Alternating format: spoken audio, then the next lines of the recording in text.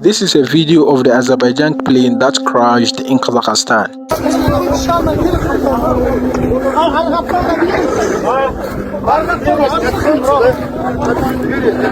But in that plane, there was a Muslim man who was glorifying Allah subhanahu wa ta'ala prior to their crash.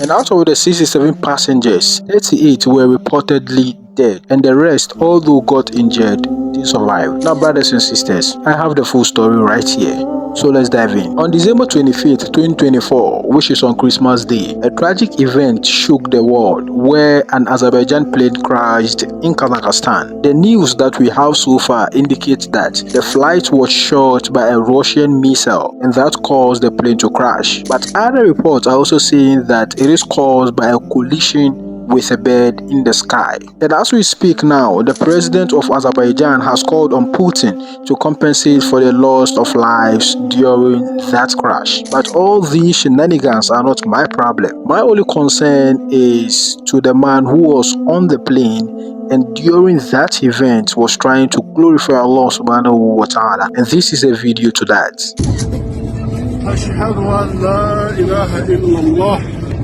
وأشهد أن محمد رسول الله. Hamı sakit olsun. Allahu Ekber, Allahu. Sabaha 20 nefer gelsin.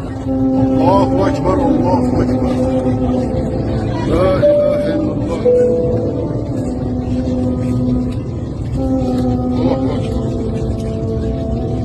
Now, moments after the plane had crashed and medics rushed to the site, it was confirmed that 38 people lost their lives out of the 67 passengers aboard. And guess who was among the survivors? Allahu Akbar.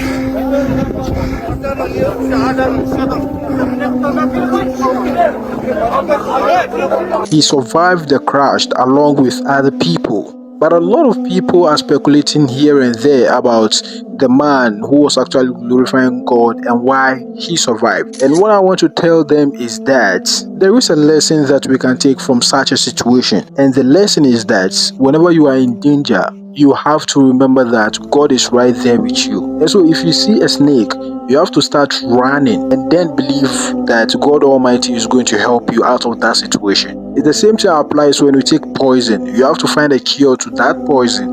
Then you put your trust in God Almighty to help you so that the poison or the medicine that you took for the poison will work. And so when I hear people say that faith alone doesn't work magic, I try to explain things to them because faith is what gives us courage.